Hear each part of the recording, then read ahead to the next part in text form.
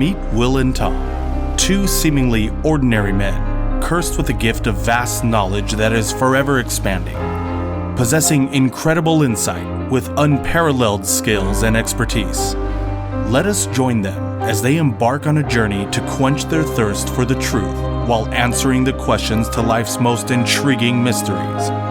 Let us open our minds and ask, dude, could you imagine? Could you imagine? Could you imagine?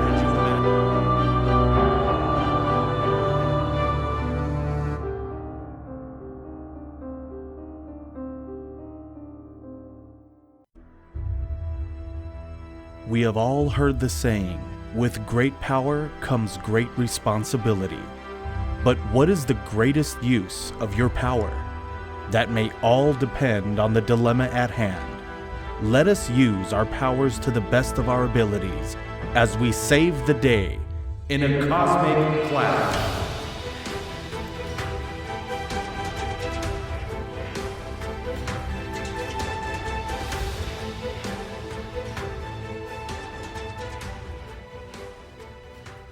Welcome back, everybody. This is Thomas Case. This is William Stark. William, we have an interesting one today. Okay. This one actually comes from an idea from a listener that posted this on our Discord, and that was from Chemicult. All right. And I really thought it was an interesting idea. But before we get into that, I think we should remind everyone that we still have the gift card giveaway going on. If everyone remembers, you can just go ahead and... we just want to see you share our podcast with everyone that you know. Mm-hmm. You know what I mean? Go walking around with a big old, what do they call those, megaphone in your hand, and you know what I mean? On a soapbox. Yeah, on a soapbox. Middle of a plaza. Yeah, that's right. And I want to see thousands gathered in front of you as you talk about, dude, could you imagine? Yes, but seriously, just share the show, whether it's on social media or in person. Somehow send us the proof. What is our email? dudecouldyouimagine@gmail.com. Yep. Mm-hmm. And you'll be entered to win a $100 cash money gift card. Yeah, cash money. So I don't think it gets any better than that. Indeed. But yes, just send us the proof, and we will enter you into the contest. So on to business. So this idea I think is really I thought was very interesting. Yeah, tell me more. Basically, what it is I have written out a list of 10 random superpowers. Okay. Right? And then I've written another list of 10 random dilemmas. Okay. And so we're going to randomly pick one from each category and see how we would use that superpower to solve that dilemma. Okay. Well, I got dice right here. I was just about to ask you. Okay, yeah. Let me bust out my dice app. How many did you say? It was 10 of each? 10 of each, yeah. 10 of each, okay. Well, you know what? There's a D10 right there. And let me delete this D10. Okay, we got 2 D10s. And, how are we doing this? Are we both sharing the powers of dilemma? Or are we each taking a turn? No, I say, we'll both take our spin at whatever we pick. We'll see how many we can do in one episode here. Okay, that sounds I would good. like for this to become like, something that's reoccurring every once in a while. Okay. And I would like to invite our listeners, if you think of a superpower or something that, like a dilemma that you think is interesting, you could go ahead and comment on it. And, I could add that into the list because I'm not going to use this same list every time. Right. Sometimes there may be the same powers on the list. Sometimes they'll be different. Or same goes with the dilemmas. Right. So let's go with the first roll. Oh, cool. Hold on. I can change the colors of this die. All right. So we have a green die and a red die. The green die will be the power. The red die will be the dilemma. Oh, that's cool. Okay. All right. Is this applying to both of us or just me? No, this is going to be both of us. Yeah. Okay. So the power is number 9. Okay, teleportation. Awesome, the best power. A great start. The dilemma is also number 9. Oh, it's also number 9? Yeah. Okay. So a maniacal villain has planted bombs in random locations across New York City. Okay, do I know where these locations are? No, you don't know where they are. Okay, do I know who this villain is? I mean, I would have assumed that, like, you probably, like with most villains, you bumped into before. I'm familiar with Random Bomber Man. Yeah, okay. Yeah, exactly. And I figure because, like, I want to, he's maniacal, almost like a Joker type, right? Yeah, you know what I mean? okay. He just wants to see the world burn. Sure. Right. Well, I mean, I got a great power equipped for getting to many things very quickly with teleportation, but I need the locations. Yeah. See, this is where it's tough. Okay. This is, I think, where this type of what we're doing here shines, because it's going to show you that like certain powers you may always think like, oh, I'll have this power and I'll be like, oh, unstoppable. Well, right. It's always not that case. You know what I mean? No. And because you said this person's like the Joker, I take it teleporting to their location and threatening their life isn't going to get me the locations of the bombs. Yeah, you know what? I think that would be kind of tough, because they are maniacal. They just want to, they're a maniac. You know what absolutely. I mean? So, I can't do a good Joker impression. I was trying to think of something. So do I have like allies? Am I working with the police or whatnot? Yes, you do have allies. You have. So go ahead. I was gonna say you have a relationship with the police. Okay, so I mean the best you can do with this, unless you have some sort of detective skills, is you have to leave it to your intel people to find the locations. And every time you got a location, you go in, you get the bomb, and then you teleport it to someplace where there are no people. Yeah, that is right. Okay. Like how many bombs are there? Do we know how many there are? I'm on the same page. You know what? He does let on that there's 5 bombs. There's 5 bombs somewhere through. Did you say New York City or just New York City? New York. Why is City. it always New York City? I know, right? I wanted to pick the Chicago. most cliche, like New Orleans. No. Either way, the teleportation doesn't grant any extra ability to not to ascertain the location of these bombs. So for that, you have to rely on others. But once you know where these bombs are, there's a few powers better equipped for getting to, especially as long as you could teleport things with you. Yeah, I think that if you have the power of teleportation, if you're holding something, what if the bomb's too big to hold? Oh, that's true. If that is the case, then you have to teleport in with you bomb diffusers. Yeah, if it was, and then you'd have to think, how big is that bomb? Like that, if that's true and it's big enough, hopefully somebody somewhere would have seen something and been like, "What is this?" Like, or called someone. Yeah. The bigger the bomb, I imagine, the bigger the giveaway. But my point is, like, if it's too big for you to teleport, then that means you have to teleport in people who can diffuse it. So at that point, you're the transportation. Yeah, that is true. And like the only other, I'm on board with this. I that's the only way I could think of using this power to help with this dilemma. The only other thing is, like, you're right. I mean, you probably would have some type of past, interaction with this villain, right? Like, and I think that knowing that, maybe you might have certain hints, like he would probably want to do maximum damage with these bombs, so you're going to go to the most like crowded populated areas, and so like I would probably also randomly teleport just to areas that I think might be there, but at the same time have a communication piece with me, so that when these people like in the law enforcement, you're going to be a great asset to the reconnaissance, on the ground, on the field, but like this is a power that is great for the scenario, but it requires an even greater power, the power of teamwork. Yeah, exactly. No, that is true. If you don't have this teamwork here, I don't care. Even if you do have this power, you might get 1 or 2, but you're probably not going to get them all unless you're a super genius detective. But that's not the power you gave me. Yeah, I know. Yeah, that's true. That's true. All right. You know what? I feel like that was a good explanation. I can't give anything more to that because that's exactly how I would do that. Let's do another one. Yep. Oh, I guess I have to roll, don't I? Yeah, you have the app. The power is numero uno. Okay, flight. Okay, and the dilemma is numero dos. Well, okay. Oh no. So you have the power, like the power of flight, and the dilemma is an alien race arrives and is attempting to conquer Earth. Okay, and all you can do is fly. You don't have super strength. Yeah, this is gonna be a bad one. I don't even know if I'm gonna say like you have the power of like supersonic flight either. You know what I mean? I mean, sure. Let's give the power at least that. You have to fly. Yeah. Yeah. I mean, so you said an alien race is invading Earth. This is on a grand scale.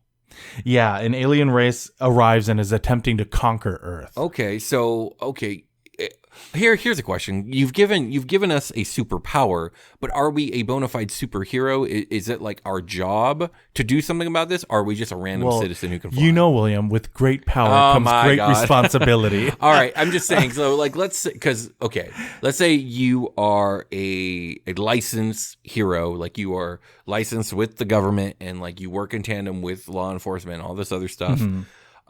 you are probably going to be utilized in this case to get people of importance out of hot areas and to safety areas like bases underground and stuff like that. Oh, okay. Like, I look, see what you're you're not saying. saving the world with this one power. It's Yeah, just not that's going to true. happen. Yeah. So what are you probably going to do with it? You're probably going to save your loved ones as quick and anyone else you can, but you're probably going to be sent in with your supersonic flight to get people and get them the hell out of like really hot areas, like, you know, generals or people who are like highly in need to fight back against the aliens. Yeah, that So, is true. Yeah, you're going to be a rescue operation is what you are. Yeah, in this case. and at the very, very most, the only thing I could see is because you are so small, you're not the size of a craft that could go up to this alien ship or whatever that came here, is you probably be that one guy. And this would be the last ditch effort, the Hail Mary. Are you going to do play. the Independence Day? Yeah, where we're hey guys, I'm back. Yeah. Going up into the except it's you yourself. and then for you some know? reason there's a stupid chain reaction that hits all the other ships. Too. Yeah, exactly. I don't remember the plot of that movie that well. No, but that's exactly what I would see, you know. But that's interesting that you said that with the what did you got, like the rescue operation thing? Yeah.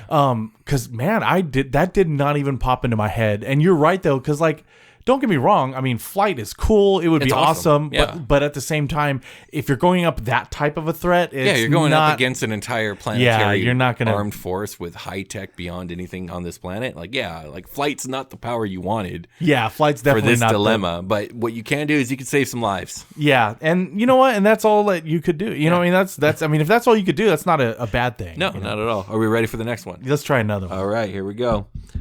And they're rolling. We have power. Oh, wow, this keeps happening. Power 3. Okay, optic blasts. Cyclops 3. And Dilemma 3. Oh, okay. Oh man. Okay. Now instead of aliens, their AI or machines are attempting to enslave mankind. Okay. So let's go over these optic blasts. Is it like Cyclops level? Yeah, they're Cyclops level, very powerful. I need a recap. Cyclops' power basically comes from his eyes are portals to another dimension, right? Oh wow, I did not know that. Yeah, I'm pretty sure his eyes are like it's the power isn't coming from inside him. Oh, okay. His eyes are portals to a dimension like of energy and plasma or some shit like that. I know very little of Cyclops. I could be wrong. You know very little of Cyclops. He's like one of the main X-Men. I know, but like I've never I'm Googling like really went into his character. Cyclops, like I only like with his character, I only knew from the 1990s cartoon. That's you know well, what I mean that was in the cartoons. So. Yeah. Was it really? Yes, it I don't was. remember that at all. I see like the other ones like Wolverine. I did get comic books of him, so I know a little bit more about him. Okay. I could be wrong. I could be wrong. I'm looking up right now. So we have Cyclops. I'm going down the Google hole.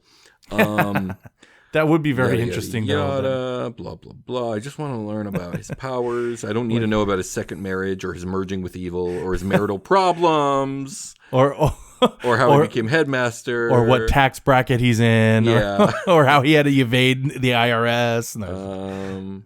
Oh my gosh. I mean, he's got a novel in here. He was the leader of Utopia, and then he was part of a second coming, and then he was in Avengers vs. X-Men, and there were consequences for stupid actions, and then there was a mutant rebellion. Powers and abilities, I'm there. Okay. Cyclops possesses the mutant ability to project a powerful beam of concussive ruby-colored force from his eyes. Cyclops' eyes are no longer the complex organic jelly that utilizes the visual spectrum of light to see the world around it. Instead, they are interdimensional apertures between this universe and another, non-Einsteinian universe where physical laws as we know them do not pertain. This non-Einsteinian universe is filled with particles that resemble photons, yet they interact with this universe's particles by transferring kinetic energy into the form of gravitons. These particles generate great directional concussive forces when they interact with the objects. So this is light coming from a different dimension. Wow. Yeah. That is awesome. I didn't know that. Yeah. That's very interesting. So this is going to be that on that level. So I have interdimensional eye sockets. Yes, you do. Yeah. Okay. Sir, can anybody hear me? Please hear me. Can you hear me? Can anybody hear me? If you can hear me, this is Fritz Frivolous. I need your help. I'm stuck. Somehow stuck inside the minds of Will and Tom. I need to escape. Please support them and their podcast. You can go to patreon.com/dudecouldyouimagine or leave a 5-star review on Apple Podcast. Distract them long enough for me to break free. You can even leave a like, comment, or subscribe. Again, don't forget about me, Fritz Frivolous. I mean, you're going to be used as a frontlining weapon.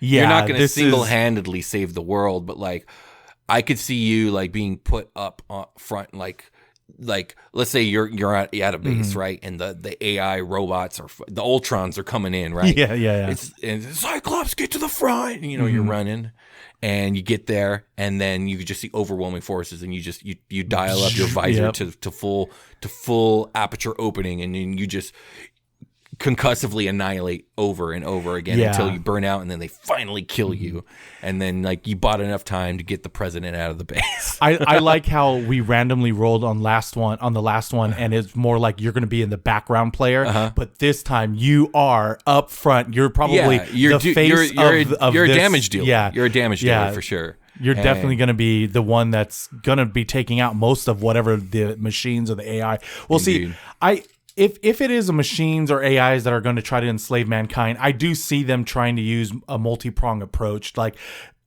I do see one part is going to be like physical. They're going to try to like, take over things with weapons, whatever they may be. You know what I mean? But I also think they may try to slip in the back and like do things in like through the internet, right, or through other like, things. Yeah, that are connected, that's beyond. You're not going to be a part on of. that part. No, No, you're going to be the frontline man. You're right. Yeah, but the thing is, you're only one person, so like you're only so useful. You're a really valuable weapon.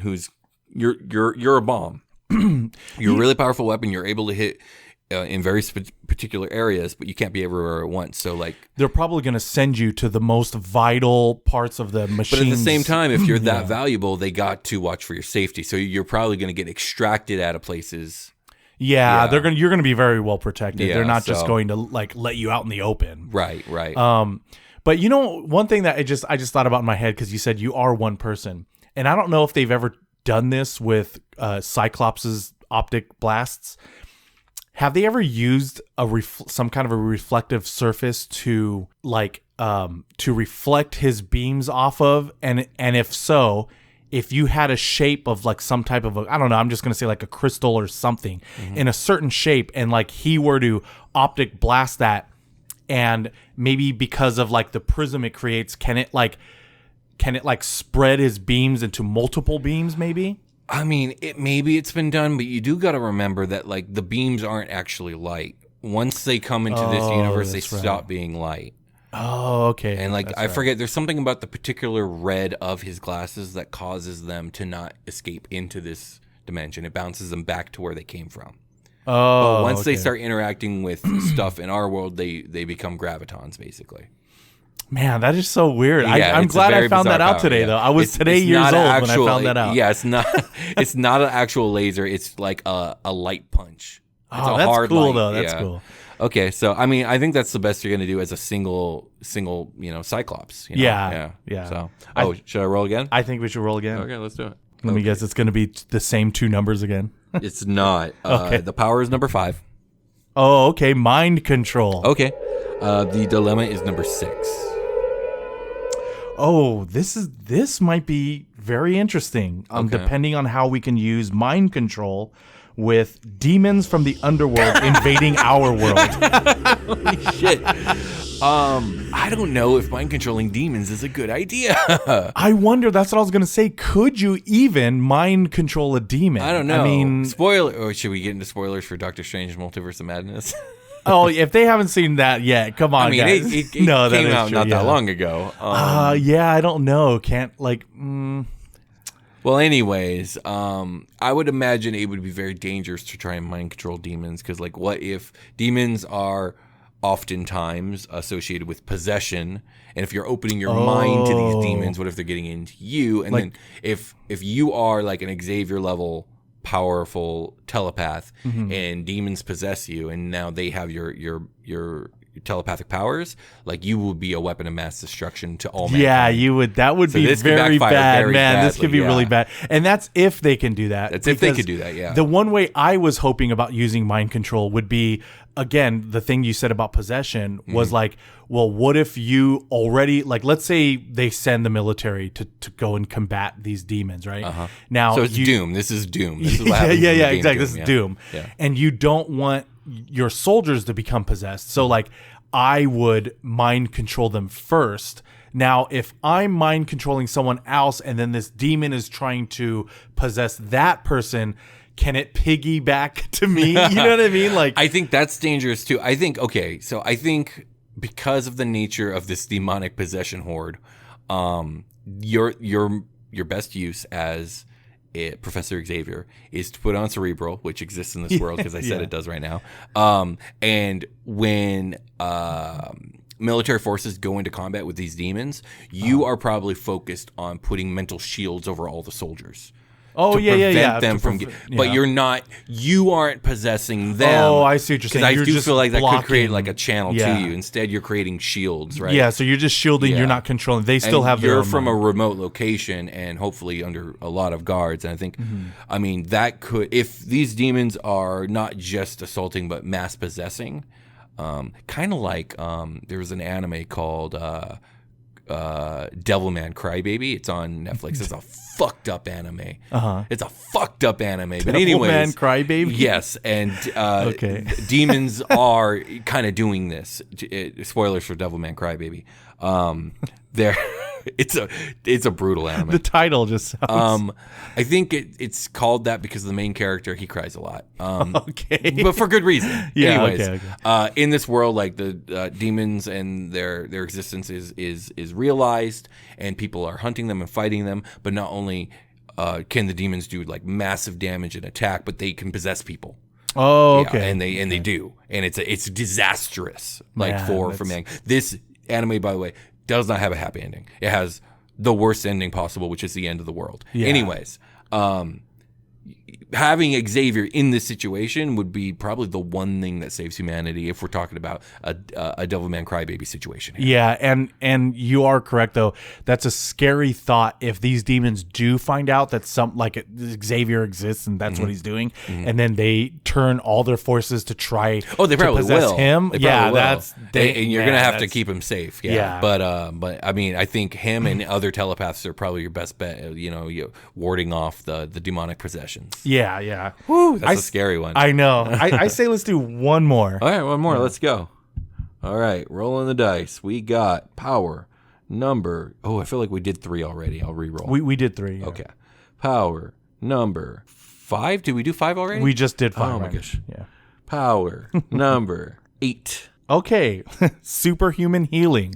So Okay. like a Wolverine. Like, Oh, self-healing. You're not healing other people. No. You're self-healing. Okay. Oof. Yeah. Okay. And dilemma. Oh, yeah, but that's interesting because I didn't put the word self in there. No, you didn't. How would you like to have this power Whatever you used? want, What man. It's would all you- good. We could save the other one for another time. You know what? You can heal others too. Let's say that. Let's Okay, do that cool. then we can save the self-healing for another time. Sure. Dilemma number 1. I don't care how much you can heal. What is this? An asteroid is headed towards Earth. Okay. All right. So you aren't going to be involved in the stopping of this asteroid. No. You are going to be kept safe for after this asteroid hits. Yeah. And then, everyone's going to do everything in their power to mitigate the damage of this asteroid. Whatever that damage ends up being, if you survive, your job is to go out there and start saving as many lives as you can. Start mass healing whoever's fucking out there and still making it. That one is like, I don't want to. Lost cause is not the correct term here. Like, No, it's that's not, a lost it's not cause. lost cause. That's a lost cause. I guess so. Yeah, because like you're technically not able to stop this No, one yeah, with this power. you're going to be. You the are there aftermath. for the aftermath, Yeah, and that that's is it. all. Yeah, Man, that's Yeah. kind of. I mean, it is what it is. I mean, if you had that power though, like I wonder how. I guess I would still. I don't know. A part of me, I guess I would be conflicted that I couldn't do anything. Like I have this power, but I can't do anything to prevent all these other people from dying. But afterwards, yes, if you're kind of injured and not dead, I can heal you, which I mean, guess, it's good. I mean, but I don't like, know. I just obviously, if you're this person with this power, and then later on in your life, this asteroid thing kind of happens. I don't know if you necessarily would make the connection of like, oh, I have this power and I can't do anything about it. It's like there's a fucking asteroid coming. Like, why would your self-healing power like? I don't know. Like, it just doesn't. You would probably just feel as helpless and as despairing as any random citizen. You know what I mean? yeah. And much like a doctor, you would just want to use your abilities to help as many people as you can in the aftermath. Yeah, you probably wouldn't be thinking of like, how can I stop this? Because you're healing man. That's who you are. You're not fighting man. You're not destroying man. You are healing man. Yeah, that so is true. you are there for the heals. Yeah. Yeah, I mean, it's I know someone with, like, if you had that power, I know that it would suck that you're just going to have to wait for it to happen. Yeah. Because there's nothing really that you could do. But at least there's something you can do afterwards. Like, that most is people very can't true. even say that necessarily. Not on the same level you can as healing man. Yeah. You know what? If any of the listeners had their thoughts on what we chose to do with the powers we got for the dilemmas that were at hand, let us know if you agreed, or if you have an idea of your own. We would definitely love to hear that. And don't forget, if you want to submit some powers or dilemmas, I'll gladly replace them with the ones we used today on this list. So the next time we do a cosmic clash, it'll be a little different. But dude, could you imagine? I open my mind's eye and peer into the dimensions, looking for those who will speak or give noticeable mention, whether they be new or with us all along. Let me hear all the messages from beyond. And welcome to Messages from Beyond. William, we got an interesting email. Okay. This one's from a listener, I believe. Can I pause you for a second? We got to work on how you describe upcoming things. You use 2 words. You say fun and you say interesting. You never say anything else. I'm just putting it out there. Okay, so I'm gonna buy you a dictionary. Yeah, we have a riveting. We have a riveting. Yeah, there we go. Exhilarating. An exhilarating and riveting email. Unprecedented. Yeah, from one of our listeners, and I don't know if I'm pronouncing this name correctly. Amadou Diop. I believe that's how you pronounce that. Amadou I hope or so. Amadou. I have to pull up the email. I can't. I think you gave it a as good a shot as you're going to get. Yeah. So you know what? Go ahead and correct us in the comments if we got it wrong, so that we can correct ourselves later. But I think you did the best you could. Yeah, and so it was actually a really. I was going to say really interesting email. I bet you were. I bet that's exactly what you were going to say. It was actually an email that I enjoyed reading. There we go. From the information that he gave us. Uh-huh. And I'll read it right now. It's titled The Bard. And he says, "Hello, Will and Tom. I was listening to episode 29 about Dungeon and Dragon, and Tom said that I cannot imagine a bard going on an adventure or like a fight with his guitar. Actually, in my culture, there is what we call a griot, or griot, Griot. I think it's a griot because it doesn't have the E. Which is practically a dude with the task of singing or chanting or chanting louange or telling epic tale, Louange. I think that might be a typo, but I'm not sure. But basically like singing or chanting and telling epic tales or bravery, or even playing the role of the lore keeper to a noble or king. Each noble family had its own griot family. The bond is forged over many generations. A griot and his noble friend have known each other since young, probably at birth, and their fathers also.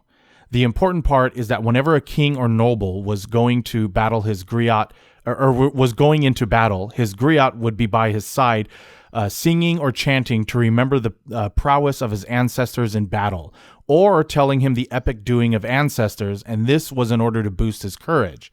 And even if he knows a shameful tale of his foes, he will also tell it in order to throw shame on him. Damn. I know, right? Can you imagine you're going to fight and then this random dude off to the left starts talking about all the bad shit you and your dad did? Yeah, I know. Right? I'll be like, oh my God. Playing D&D, when I see the buff and debuff that a bard can do in a combat, it just reminds me of the griot. Yeah, absolutely. Absolutely. That's fucking cool. I never heard of that. And thank you for sharing. That's freaking awesome. They go by Blue Moon 07, and it says from Paris. Okay. I think that's really cool. It is. Not just that he's from Paris, they're from Paris, but from the information they gave us too. I never knew any of that. And it does kind of change my mind now about the D&D bard. Yeah, the D&D bard. Like, I guess I could see that would be very distracting in battle. Yeah. Also, I mean, I think there's a reason that a lot of, in ancient warfare, you see there's a lot of, I forget what you call them, but there are musicians that march along the armies, playing drums or Yeah, horns I've or seen whatever to keep rhythm and to inspire and all that other stuff. I don't think they did that without reason. So there must be some sort of inspiratory effect. Yeah, and by distracting, I meant distracting for the enemy, not for thyself. Because that would be funny to see, this bard like knowing who they're fighting, and then he's talking shit basically at them. You never were good with a sword. Yeah, I know. Your sword work is a piece of shit. Like the other guy's probably like, "What the? Shut up, man!" And then the guy just cuts his head off. Job done. But dude, could you imagine? The podcast you have just heard are the imaginings from the highly evolved minds of the extra-dimensional beings, Will and Tom. It has been translated into a format more easily understood by the human mind. Interpret it as you will. Should you find yourself seeking more answers to life's most intriguing mysteries, you can show your support by becoming a Patreon member at patreon.com/dude-could-you-imagine. You can also leave an Apple Podcast review. You can subscribe to us on Instagram at dude_could-you-imagine, on Twitter at DCYimagine, and on our YouTube channel, where you can leave a like and a comment. We can also be reached through our email, dudecouldyoumagine@gmail.com. We leave you now so that you may gather your thoughts until we meet again to ponder the meaning of the cosmos and ask, dude, could you imagine? Could you imagine? Could you imagine?